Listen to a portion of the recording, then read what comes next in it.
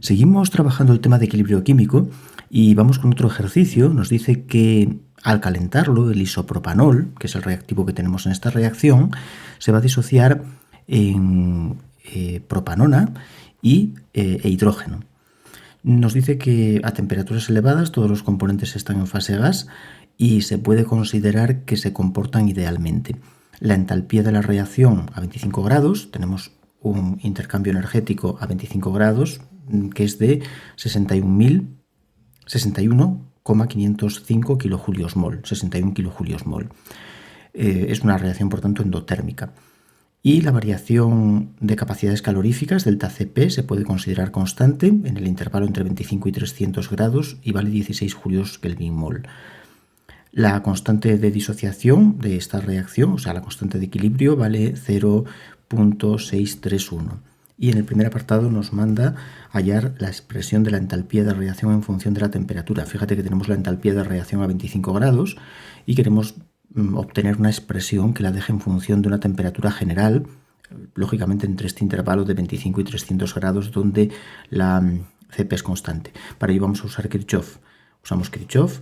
La entalpía estándar de reacción a una temperatura T cualquiera, genérica, dentro de ese intervalo, es igual a la entalpía de la reacción a 298 Kelvin, a 25 grados, 298,15, más la integral entre 298,15 Kelvin y la temperatura T de delta Cp super 0, que es el delta que nos dan aquí, delta Cp super 0 estándar, por diferencial de T. Como es una constante, lo podemos sacar fuera de la integral y nos queda que la integral, nos queda como resultado delta H de reacción a 298 más delta Cp super 0 por la diferencia de temperaturas, T menos T1, T menos 298. Ya que al sacar fuera delta Cp me queda la integral de dt, que es T, y cambiando por los límites tengo ya el resultado. Bueno, pues nada, ya lo tenemos. La entalpía de reacción a una temperatura T viene dada por la entalpía de reacción a 25 grados, que son 61.505 julios mol. Lo pongo en julios porque la Cp me viene en julios, no mezcles julios con kilojulios, que hacemos una pifia. Delta Cp 16,736 julios partido de mol y de Kelvin, y la diferencia de temperaturas, la temperatura genérica T menos 298 Kelvin. Bien, podemos hacer una pequeña operación, 16 por T, 16 por menos 298, que sumaríamos con, fíjate que Kelvin se va con Kelvin, y lo sumaríamos con los 61.000, y podemos expresar en general esto como 56.515 más 16,736T.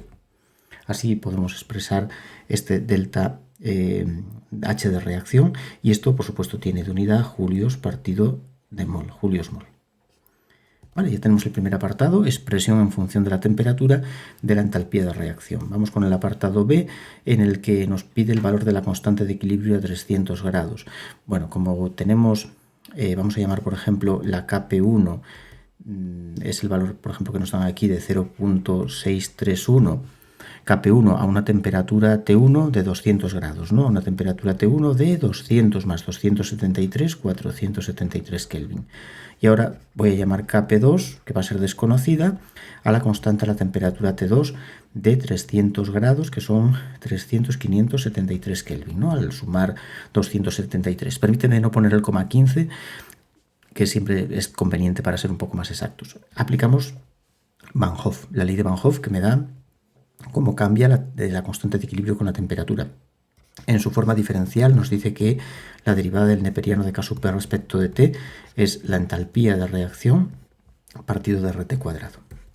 Bien, hacemos la integral, pasamos el dt a la derecha multiplicando y integramos. Integramos entre una temperatura T1 y una temperatura T2, la derivada del neperiano de K sub P, y al otro lado integramos entre también una temperatura T1 y una temperatura T2, la entalpía de reacción partido de RT cuadrado por dt. La primera, la integral de la izquierda, es integral de derivada de neperiano de K sub P es neperiano de K sub P, cambiando por los límites sería neperiano de K sub P a T2 menos neperiano de K sub P a T1, que lo puedo poner como cociente, neperiano de K sub P a T2, que lo voy a llamar K sub P2, y neperiano de K sub P a T1, que lo voy a llamar K sub P1, igual a, sacamos fuera de la integral la R, 1 partido de R, integral entre T1, que son 298 Kelvin, T1 que son 473 Kelvin y T2 que son 573 Kelvin, de delta H de reacción que es 56.515 más 16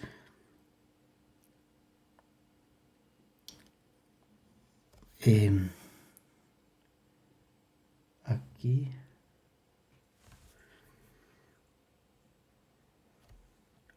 no, bien. Sí, nada, pensé que tenía un signo mal aquí, pero no está bien porque 61.000 es un número mucho mayor que 16 por 298. Y entonces al restarlos queda, baja el 61.000 a 56.000. Vale, 16,736T partido de T cuadrado por dt. Saqué la R fuera, la constante de los gases fuera y reemplacé la entalpía de reacción por la que obtuvimos en el primer apartado. Bueno, pues ya está.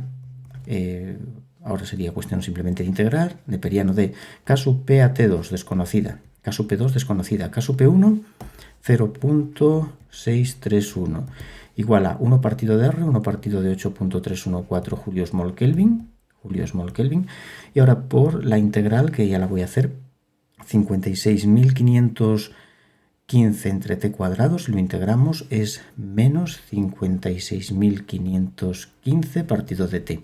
Recuerda que la integral de diferencial de t partido t cuadrado es menos 1 partido de t. Y después aquí simplificamos la t cuadrado con la t de arriba y me queda más 16,736 por neperiano de t. Con unos límites que son pues 473, 573. La integral de 1 partido de t es neperiano de t, o sea, diferencial de t partido de t es neperiano de t.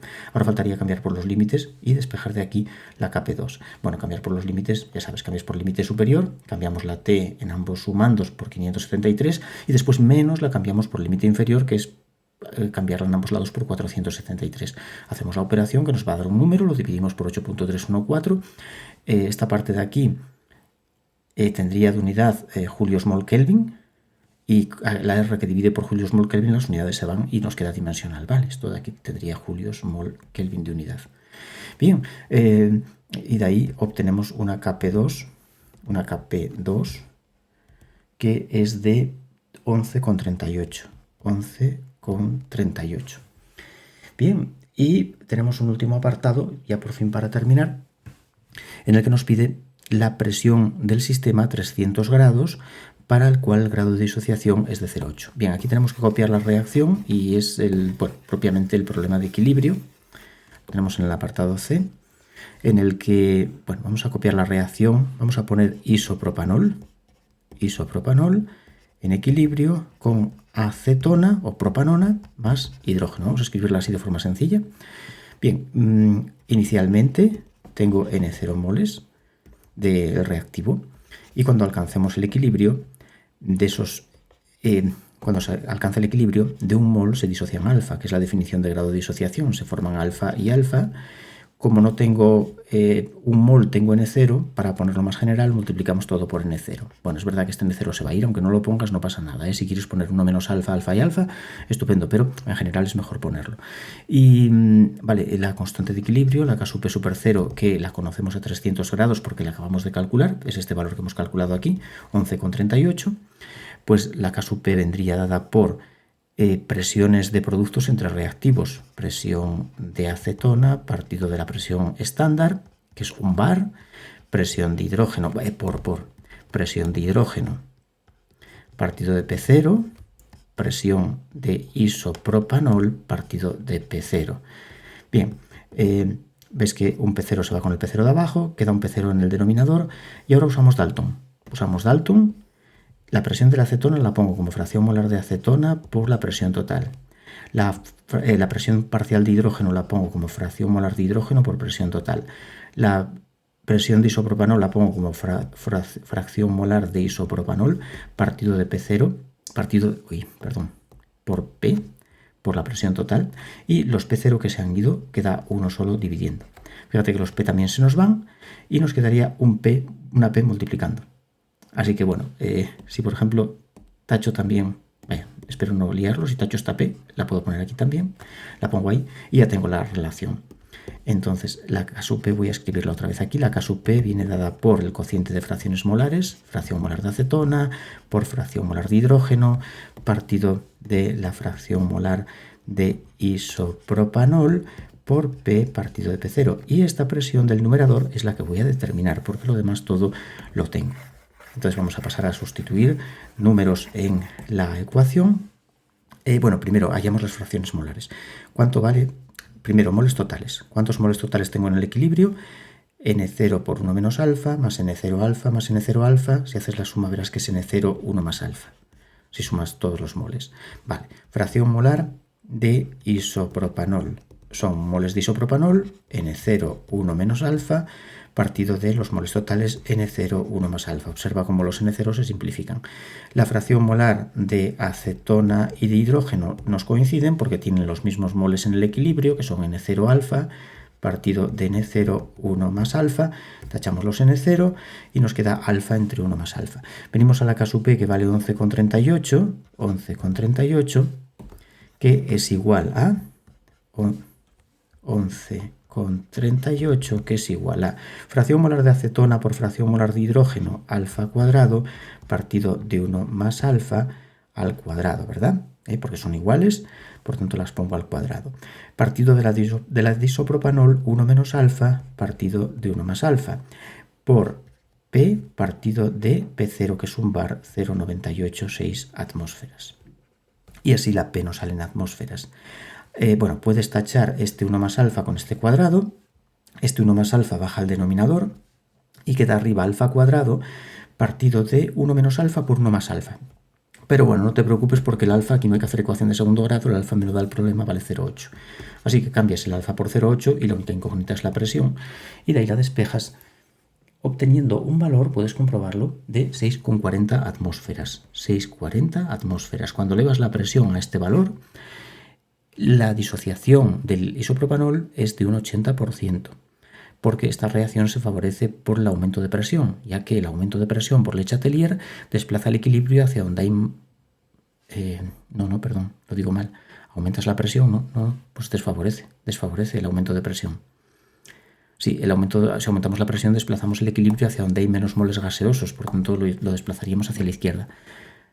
Parece que a esta temperatura la disociación es muy importante y si bajamos la presión se disociaría más del 0,8. Tendríamos disociación de 0,9 o disociación prácticamente completa. Para tener una disociación de 0,8 a 300 grados necesitamos una presión de 6,4 que en realidad desfavorece la disociación. Bien, muy interesante el ejercicio, muy completo.